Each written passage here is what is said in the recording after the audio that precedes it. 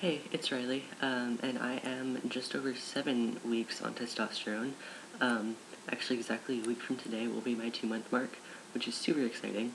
But I have a lot to talk about today, so I'm just going to jump in. The first thing is the fact that I've been having a lot of trouble with my self-injections. I know that in my last video I said that I was going to record my first self-injection at home and put that up, but I recorded it, and it just ended up being 10 minutes of me holding a needle, staring at my leg, and not doing the injection. So it wasn't really that interesting. But since that injection, it's gotten worse and worse.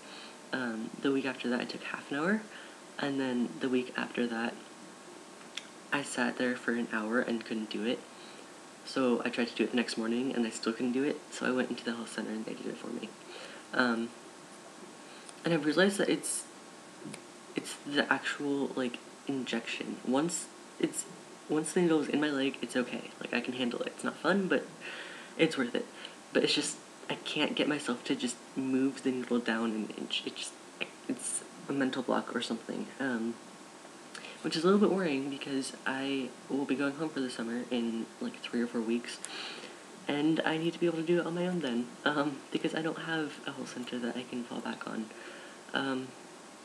So that's a little bit worrying, and also because part of me feels like I'm having so much trouble injecting because I'm wondering whether I should stay on testosterone. A lot of the changes are good. Physical changes are amazing, but I've also noticed some emotional changes that honestly I was hoping wouldn't happen, because before I started testosterone, I was really, really comfortable with where I was on an emotional level. I just, like, how I reacted to things, and it felt right. And now testosterone has changed that, and it feels weird. It doesn't quite feel right. And a lot of it is anger. I mean, it happens, right? But I get angry so easily now, and it kind of scares me, because what if I react violently? Like, I don't do that. That's not me. So I guess it's just something to kind of watch out for. Because it is worth it to be on T. Like I said, a lot of the changes have been amazing, but it's just this one thing that's kind of scaring me a little bit. And I don't know, T is really conflicting because, especially because of my identity, like, I've kind of, the way I conceptualize it now, and this is like a constantly changing thing, but the most recent way that I see it is that I'm physically male. Like, I see myself as flat-chested and deep-voiced and facial-haired and all of that. But emotionally, I kind of don't have a gender. Like, like, socially, like, I do what I want because I want to, not because it's expected or anything. And so, like, I still want the physical changes that come with T, but I don't want the emotional ones, and I know that you can't pick and choose, but it's just this weird thing. But yeah, I'll move on to the good things, instead of whining about the bad ones. The biggest thing I've noticed is just an increase in my level of comfortability in my own body, which is amazing. Like, I can, like, sing in the shower now and not hate my voice. That's never been a thing I've been able to do.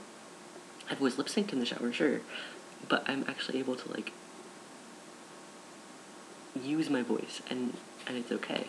And also just, like, I don't know how to describe it, but just, like, I went to a Cold War Kids concert this week, and I was able to just kind of, like, let go and dance, and it was great. I've never been able to do that either.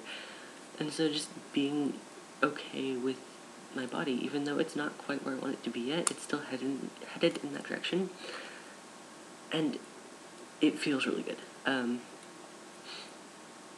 Like, I can't, words will not work. So that's why T is so confusing for me, because, like, emotionally it feels wrong, but physically it feels right, so what do? I'm just gonna kind of play it by ear. if anything drastic changes, I will stop, but for now, I'm hoping that the emotional changes will kind of subside after puberty has ended. I mean, because I'm basically just a boy going through puberty, like, that's what's happening, so I'm just overanalyzing everything, like usual. The last thing that I wanted to talk about is more of a mention. I want to make a full video on this, but I wasn't really in the right headspace to do it earlier when I was trying. So yeah, but I want to talk about the intersection between my gender identity and my depression, because they have influenced each other quite a bit,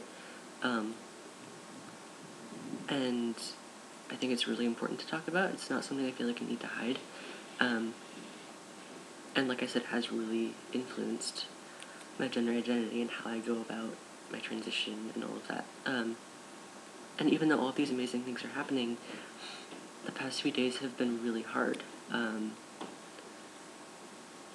And I'm getting to that same place where I just can't talk about it. This is happening when I was trying to make the video earlier. Tea solves everything. But yeah, depression is a thing, and hopefully I will be able to talk about it soon. But I'm just trying to be easier on myself, instead of trying to force myself to be okay, just be okay with not being okay, I guess. So the past couple of days I've given myself a break and read a lot of Harry Potter, and drank a lot of tea, and that has helped immensely because today I'm actually feeling really good again. So, there's that. Yep, almost 2 months on tea, can't believe it's been that long, can't believe my voice sounds like this. And I am starting to get, like, long hairs on my chin, and I have one really dark one right about there. I'm just gonna leave you with that thought. Okay, talk to you later.